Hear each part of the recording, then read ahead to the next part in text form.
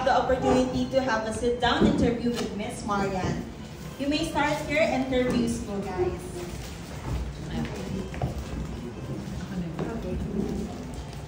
Hi Marian, good afternoon.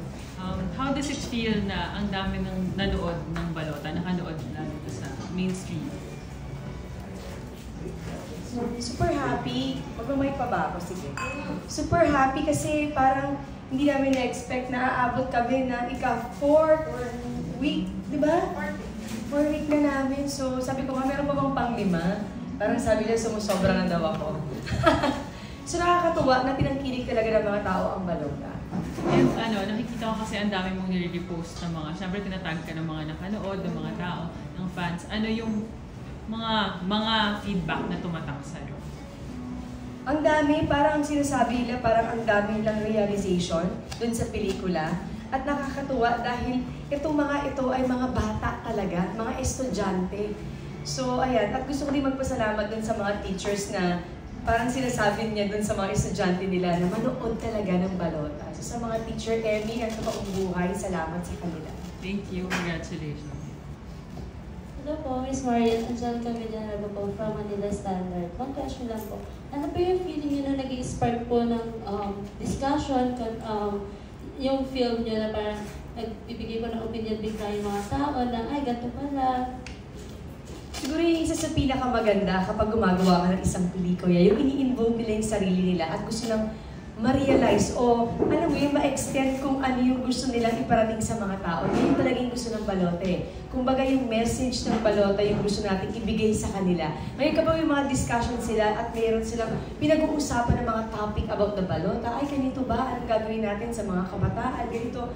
So ang ganda na nagiging topic siya kasi yun talaga yung realidad ng mundo natin. Alam mo yun na parang gawin natin ng mas maayos kasi sinasabi nga natin, di ba itong mga next generation, sila talaga yung kailangan natin. Just in time po sa upcoming election po, no? Ano po yung gusto niyo pong message na may parating sa mga, nilalagay po sa mga new voters po? Na huwag sayangin yung boto nila. Sabi nga natin dun sa pelikula, kung akala mo yung isang boto mo ay hindi makaka-apekto, hindi totoo yan. Lahat tayo pag bumoto, lahat tayo bilang, lahat tayo may karapatan, at lahat tayo mahalaga. Working on the film is Mark, dito po sa outreach po. Working on the film po, parang na ano rin po ba kayo na parang ganito pala yung tunay na nangyayari kasi parang ayoko mag-spoil. Ang hirap pala okay lang, ika-apat na week. Pero kasi di ba may pinagpipili ang dalawang politicians, tapos pareho pala silang evil, gano'n. So parang may realization ka rin ba na in real life, ganito talaga yung nangyayari? Naku, mahirap mag-pinpoint dahil ako sa totoong buhay, hindi naman ako naka-experience na inaabutan ako para iboto ko sila. So siguro nakakalungkot kung may ganito talagang pangyayari at katotohanan kung nung araw man yan, may nangyaring ganito, parang nakakalungkot na may ganito talagang nangyayari sa atin. At okay lang sana kung, sige na, bumili ng boto, yung iba pumapatay pa. Diba yung mga kalaban and everything. Siguro more on sa probinsya yata mas nangyayari ito eh. Kaya siguro yung balota, wake up call sa kanila na baguhin natin yung ganitong sistema natin. Lahat tayo tulong para mas umunlad yung bayan natin, lahat tayo maging okay sa isa't isa. So hanggang anong pwede natin i-contribute para sa bayan natin, yun naman talaga yung gagawin natin lahat. Any behind the scene moments na pwede mo pang i-share? Kasi parang nung kanto mo na yung natamaan ka ng camera sa ulo, habang sa isang eksena, mga ganun pang moments. Ayun sila Sasa siguro, tsaka si Sneer. Kasi yung mga eksena kami na ganun yung mga karakter nila, di ba? So pinaglalaroan namin sila direct na dinidikit ko yung mga mukha ko sa kanila. Alam ko na sabi niya isang interview, pero nagawa kasi namin siya ng maraming beses. So every time na may interview siya, sinasabi niya, tawa ko ng tawa. Kasi ako mismo, nung ginagawa ko sa kanya, nakita ko yung pakiramdam niya at saka itsura niya. Pwede siyang maging lalaki pag ginawa ko yun. Okay, last question, Ms. Marian. Are you open to accepting more challenging roles like this one since grabe rin yung pinagdaanan mo dito sa mga eksena sa balota? Of course! Kung kayo ay may wake-up call sa balota, ito naman ang aking wake-up call sa paggawa ng mas maraming magagandang pelikula. Okay, thank you so much po. Other questions po? So, Miss Marian, personally and career-wise, paano po yung naging impact sa inyo ng Balota? Malaki. Sabi ko nga, ang hirap ikumpara yung mga nagawa kong pelikula. Pero isa siguro si Balota na masasabi ko na nung ginawa ko siya, yung fulfillment na naramdaman ko, nung ginagawa ko siya at nung natapos ko siya at nung pinanood ko na siya sa sinihan, iba pa rin yung fulfillment na nakuha ko doon. Na parang sabi ko, ay pwede palang ganito. Masarap gumawa ng isang proyekto na kapag gumagawa ka, buong-buo yung loob mo at alam mo, may makakontribute ka dun sa mga manonood. Parang ngayon, na-realize ko na sa bawat gagawin ko siguro, gusto ko talaga na kapag nanonood yung mga tao sa akin, may nakakontribute ako sa buhay nila kapag pinapanood nila. And then, what's next po for Teacher Emmy after Balota? Possible po ba na magkaroon po ito ng kasunod? Or parang sequel po? Parang hindi na, tinapos na ni Teacher Emmy. Nakulong na silang lahat. At tumakbo na si Sasa. For sure, mananalo naman siya doon. Siya ang iboboto ng taong bayan. Then, lastly na lang po, patok po sa social media yung mga collab niyo po ni Sasa Girl ng mga video. So, kamusta po yung paggawa ng content kasama siya po? Alam mo, ang bilis lang nun. Nag-usap kami kasi sabi namin, hindi namin expect na mag-i-extend si Balota. So sabi niya, and with Direct Kip, gawa tayo ng content para sa kanila. Sabi ko, sige, anong gusto niyo? Pumunta sila sa bahay. So nag-shoot kami sa bahay. Very quick lang yan. Nag-isipan sila ni Direct, ginawa lang namin. And then sabi niya, upload ko na to tonight. Ako, ay, agad-agad. Ayun, upload niya na. Thank you po.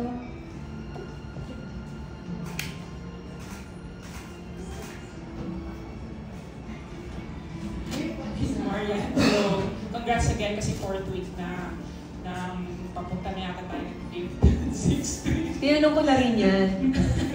So, Baka pala. May baka talaga. So yun, kasi gusto ko na mag-throwback, ano ba yung, marami kasi nag-stand out na scenes for me. So, personally for you, ano yung pinaka-favorite? Kasi anyway, 4 weeks na tayo eh. So, ano pinaka-favorite na scene? Alam mo yung mga nanood na malapit sa akin, tinatanong ko sa kanila kung ano yung mga favorite nilang eksena sa akin. Iba-iba yung sinabi nila. Si Dong, ang pinakagusto niyang momentum ay yung tinatawagan ko yung anak ko na akala niya namatay yung anak ko. Pero may mga iba na gusto nila yung ending ko. Pero meron din gusto sila yung breakdown ko na galit ako na yung pinsan ko naman at yung pamangkin ko binaril. So yun yung mga highlight, siguro yung tatlo na yun ang umiikot-ikot sa gusto. So ako yun na lang din yung gusto ko. Ang hirap kasi, para sa akin kasi simula umpisa hanggang dulo, para sa akin talaga, mahalaga lahat. Gusto ko lahat. Saan yung pinaka parang talagang personal na naging emotional ka? Parang di ba tagal ka nag-let go sa scene? Hindi ako matagal mag-let. Ay, di ba? Baliw ako. Gusto ko yun. Oo, parang ano yan, siguro isa yan sa mga talent ko talaga na after the eksena, in one beat, okay na ako, I'm done. Pero kapag kailangan uli ako mag-roll ako, mag-Teacher Emmy uli ako. Siguro yun yung napag-aralan ko sa tagal ko dito sa industriya ito, kung paano mabilis to kumalas dun sa emosyon na sobrang bigat. Pakwento ng Marian, paano pala naging process yung naging na-lower mo yung cost ng tickets ng teachers at saka students? Kasi I heard na pinaglaban ko rin yun. Oo, special rate talaga yan. Kasi, kumbaga, nagkataon kasi na nilabas ang Balota, napapanahon siya sa araw ng mga guro. So parang nag-isip yung team namin kung ano bang pwede natin i-offer as a gift, mga special prize para sa mga mahal nating guro na talagang para sa kanila naman talaga ito. Sila talaga ito. Kwento nila ito. And syempre, for the students, marami tayong mga kabataan na gusto natin mapanood nila to. At alam naman natin yung hirap ng buhay ngayon. Magkano ang sine ngayon? 300 something. So sabi talaga namin, baka pwede natin magawa ng paraan na babaan para mas marami tayong mga estudyante at mga guro makapanood. Kasi yun naman eh, kung hindi ko alam kung nakita niyo yung posting ko about Balota, sabi ko may mga pelikulang ginagawa para kumita ka ng millions and hundreds na yan. May mga pelikulang ginagawa ka dahil what do you call this? Personal para sa'yo. May mga ginagawa kang pelikula because gusto mong mag-experiment. Pero ang Balota, ginawa namin to contribute para sa country natin. So malinaw sa amin na siguro kung kikita ang balota is bonus na lang yun. Ang gusto namin to contribute something sa country natin na makakatulong talaga at maging wake-up call, hindi lang sa mga kabataan, kundi sa lahat ng taong boboto. Lalo na napapanahon, malapit na ang botohan. Last question, Marian. Kasi nabasa ko yung mga ibang comments. Nare-repost kasi mga certain scenes. Hindi ko lang alam kung allowed ba yun. Pero, Pwede na yun! Pwede nakikita ko sa TikTok eh. Tapos, may mga comments, mga teachers din. Sasabi, parang medyo, I know, exaggerated na yung mga konting exaggeration talaga yung nangyari sa'yo. Pero marami din nakakarinig na teachers. Meron ba nag-message sa'yo na, alam mo yun, na na-touch ka from a teacher? Si Direk Kip ang maraming sinesend sa akin message ng mga teacher na ipaabot mo kay Marian, maraming salamat sa paggawa niya. Parang nirepresent niya kami ng ganito, ganyan. Ang dami. Pero direct sa akin hindi. Pero marami akong nababasa. Kasi mga kaibigan ko din nagsisend din sa akin ng mga kung ano yung nababasa nila through TikTok, Instagram, or Facebook. So nakakatuwa. Hanggang kaya kong i-repost. Ikaw lang kung nakikita niyo, araw-araw talaga nag-repost talaga ako. Na to say thank you talaga dun sa mga nakaka-appreciate at nagsasabi ng maganda about balota. Thank you, Marian, and congrats. Thank you! Hey, good afternoon, Marian. Alan from Inquirer. So, after yung success ng balota, how would you describe itong taon na ito? At isa ba ito sa mga pinagpapasalamat mo as we approach Christmas na? Oo naman. Pero sabi ko nga, kapag nagkakaroon ka ng pamilya, kapag nagkaroon ka ng anak, kapag tumatanda ka na yata, araw-araw ipagpasalamat mo. Kaya meron ka mang achievement na nakuha o wala. Sa araw-araw nagigising ako sa umaga at nakikita ko at nakakasama ko yung pamilya ko, para sa akin, malaking blessings na yan. Siguro dagdag na lang itong mga achievements na ito sa buhay ko. Pero sa ngayon talaga, sabi ko, kung anong meron ako noon, sobrang pasasalamat. Alam mo yung fact na gumising ako ngayon at nandito ako sa interview nyo at nagsiselebrate tayo for balota, parang yun na yun. Araw-araw talaga thankful. Pero may chance na ba para i-reward yung sarili mo? Or marami akong reward, bibili ako ng mga pop bar. Nagbabiral na ngayon. Anyway, for Christmas na lang. Abangan nyo, may pasabag ako sa 13. And if I may, meron na ba kayong Christmas plans, Marian? Ano bang plano niyo for this Sa tuwing season? Pasko, ang palagi namin ginagawa is sama-sama kami ng family, ng asawa ko at ng family ko. Isang buong pamilya kami nagsiselebrate palagi ng Pasko. And I believe, Marian, mahilig ka rin magluto. So, Oo, hindi rin ba pwede. in charge? Yung asawa ko, palaging request ng menudo. So, hindi pwedeng pumali ako. Kailangan magluto ako ng menudo para sa kanya. So, yun ang lagi mo, yun ang masasabi mo specialty mo pag Pasko. Oo, ganun talaga. May toka-toka kami. Oo. Sa akin palagi menudo. Thank you, Marian. Thank you. Hello po. Jonel po from Cinema Bravo po ulit. Marian, 4 weeks, nung first week pa lang ba, in-expect mo na tatagal ng ganito ang balota? Mahirap mag-expect eh. Masarap siguro gumawa ng isang proyekto na alam mong binigay mo 100% mo, maganda ang mensahe, maganda ang kwalidad. Lahat ng artista ay napakahusay. Doon pa lang sa material na yun, parang alam mo yun na maganda yung pelikula. Pero yung itatakbo ng ganitong kahaba, hindi namin masyadong in-expect. Kasi alam naman natin na Cinemalaya ito. Parang hindi ko alam kung first time yata sa Cinemalaya na nilabas sa sinihan at nagtagal ng ganito. At nung time ng Cinemalaya, napanood talaga ng mga tao at nagsusold out yata yung ticket talaga. So lahat ito first time daw sa amin. So lahat ito first time sa Cinemalaya. So very thankful. Siguro, isa lang ito sa mga senyales na mas marami pang gagawin yung mga Pilipino na ganitong pelikula na tatangkilikin talaga. Kay Cinemalaya man yan, kung big screen man yan, o kung ano man yan. Maganda na bumabalik na uli yung mga tao para suportahan yung pelikulang Pilipino. Maraming first sa balota, pero ikaw, hindi mo na to first time bilang isang box office queen. Anong feeling na galing yung titles para sa'yo bukod sa primetime film? Salamat po, Lord. Salamat po sa lahat ng atangkilik ng mga tao na naniniwala sa ganda at kwalidad ng pelikula. Siguro hindi lang ako Oo, ang daming lalabas na mga pelikula ngayon. So, i-wish luck natin silang lahat na lahat talaga ay maging successful. Lahat ng gagawin nating pelikula, kahit ako man yung bida doon o hindi, kailangan suportahan natin sana. And sa kabila ng mga papuri sa balota, meron din naman mga nag-iintriga sa balota. Anong feeling mo? Anong intriga nila? Kapag sinasabi nila na, Hindi ko alam. for example, sinasabi nila na hindi naman talaga pinipilahan or pinapanood ang balota. Okay lang yun. Baka hindi naka-follow sa Instagram ko.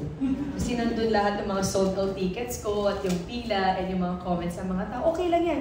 Sabi nga natin, hindi naman lahat mapiplease natin. Eh ngayon, kung walang pinilahan na sa paniniwala niya, ano mapapala ko? Ayan. Ay ako, kung sino man yung invite natin siya. Huwag tayo balota. Bigyan ko siyang popcorn.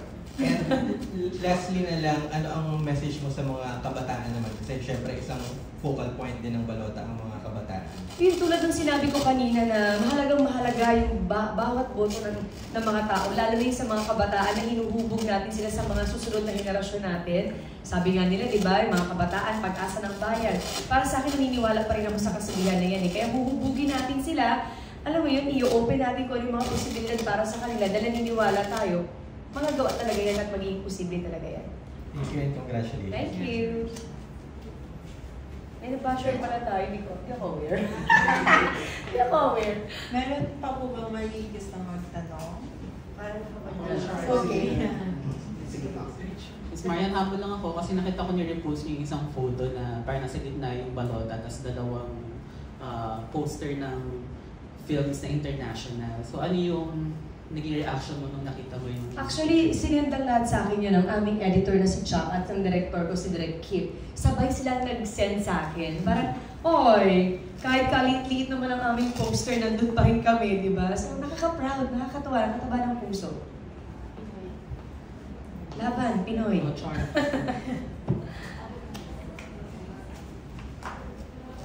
Hello, Marian. Congratulations sa balota. And, isa to sa mga tanong ko nung last time, nung premiere. Kasi sabi ko, di ba nagkaroon ng bagong re-edit ng balota? So, di ba may mga iniksian, tapos hinabaan pa, mas iba yung, kahit pa paano nag-iba yung ano. So, ikaw ba, syempre marami rin kayo na-shoot na hindi napasama dun sa ano. Pero ikaw ba, may personally ka ba parang sana sinama pa to or mas dinagdagan pa to? Ay, hindi. Dun sa pangalawang edit, todo na yun na yung lahat. Oo. Hinabaan ng konti. Ang nawala kasi dun sa isa, yung kausap ko yung anak ko na nasa set, tapos kinis ko siya na sabi ko kung pinalansya niya yung damit ko. But the rest, nandun talaga lahat. Except for that one scene.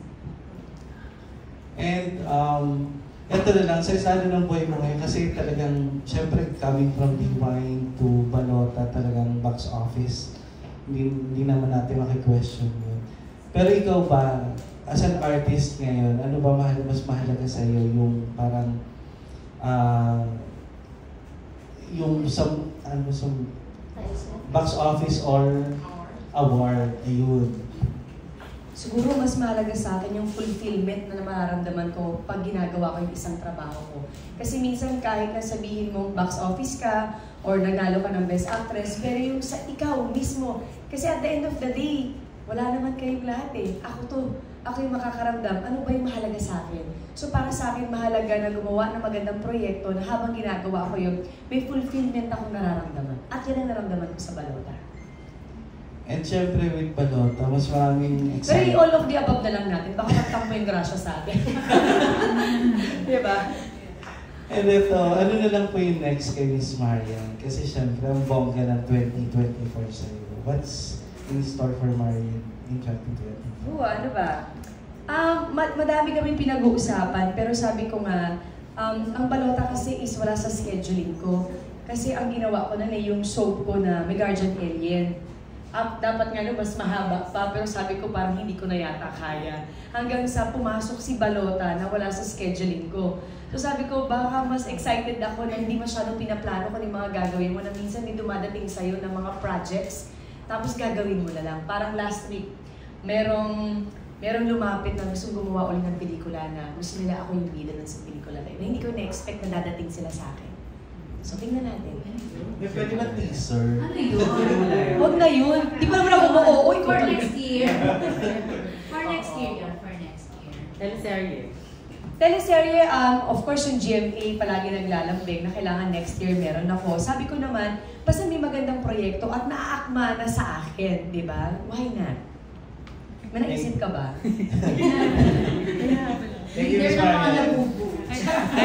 Marian, habol ko lang since maganda yung 2024. This is going to be your 10th wedding anniversary. Yes. So any plans? Plano, yung asawa ko yung nagpa-plano eh. Pero si Dong kasi siya medyo sentimental naman talaga yung asawa ko. Nung alam namin na ito na, parating na, sabi niya sa akin, they want to celebrate. Sabi ko, bakit? Ikaw ba gusto mo? Ako kasi, the mere fact na magkasama kaming dalawa, maayos ang relasyon namin, maayos yung mga anak namin, okay na ako eh. Sabi ko ganun. Pero si Dong talaga yung, hindi, gusto ko na i-celebrate natin to dahil 10 taon na tayong binibigyan ng Panginoon at hindi tayo pinababayaan. We need to offer Him everything. Not for anyone else, but for Him. Sabi ko, yes, sige, go, amen, okay. Wow. So meron Napao na agad ako, napayes na agad ako. Wala pang Father, will you marry? Wala so may renewal, may pinaplanong renewal. Very simple with family. Very simple. Sa very simple na yun, sa bahay lang pala. Why not? Ang laki naman ng bahay. Yung mukha naman resort yung bahay. Other questions po? May follow-up questions? Sorry. Christmas wish na lang po. Alam, minsan ang hirap niya, no? Anong Christmas wish mo? Anong gusto mo? Ganun. Basta palagi kong wish is tungkol sa pamilya ko. Na sana palagi kami igagay ni Lord sa tamang landas, higit lalo yung 2 bata. Kasi sabi ko nga, sa totoo lang, ang daling magbuntis, palagi ko yung sinasabi, ang pinakamahirap talaga magpalaki ng anak. Yun talaga yung palaging, for sure lahat ng mga mommies, nakaka-relate talaga. Yun talaga yung na parang kailangan talaga hubugin mo sila para maging mabuting tao talaga. At yun ang pinakamahirap gawin talaga na i-guide mo talaga sila all throughout. Siyempre, nobody's perfect naman bilang nanay, hindi ba? Pero talagang itatry mo yung best mo sa lahat ng pwede mong gawin para sa anak mo. At ang hirap hatiin, malaki na sila eh. Yung isa very active dun sa football, basketball, yung isa nagsuswimming, parang okay, sige, game. So yun siguro, more on sa family namin, higit lalo dun sa 2 bata. Diba? At talagang maintindihan nila yung buhay at ang pinakamahalaga yung totoong joy na meron sila. Thank you. Okay, I guess that's it for our Q&A for today. We'd also like to acknowledge earlier GMA Network Senior Vice President for Programming. Oh, actually, natouch ako. Sabi nila, Marian, kailan ka available? Sabi ko, bakit? Kasi may victory party tayo.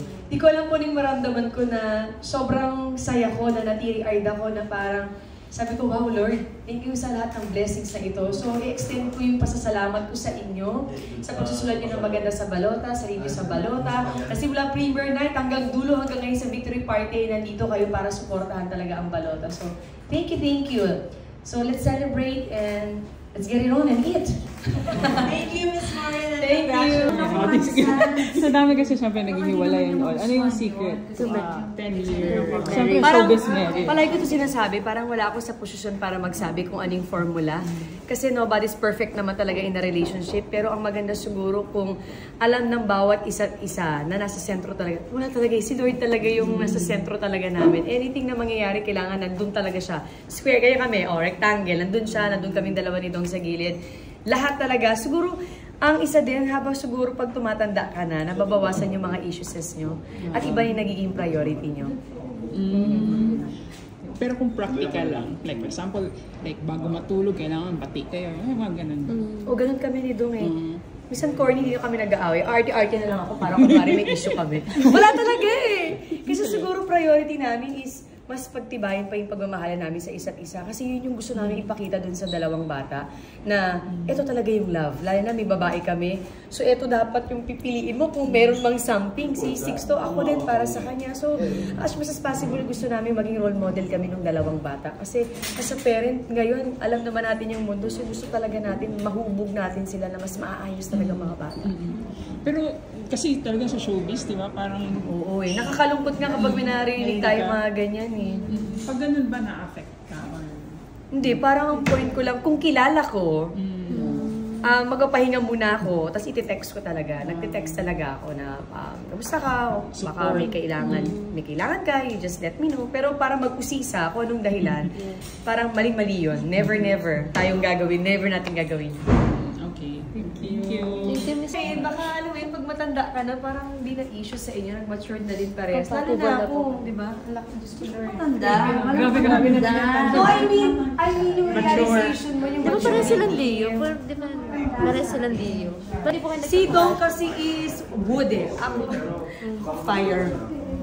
So, weird talaga. Pares kami Leo, pero compatible kami. Baka kasi yung mga qualities niya, nang wala ako, alam mo yun, hindi kami parehas eh. Sabi ni Dom, na-inspire daw siya mag-Sinimalaya. Oo, ako is. Meron na siya. Baka Bawal ba? Sige, thank you.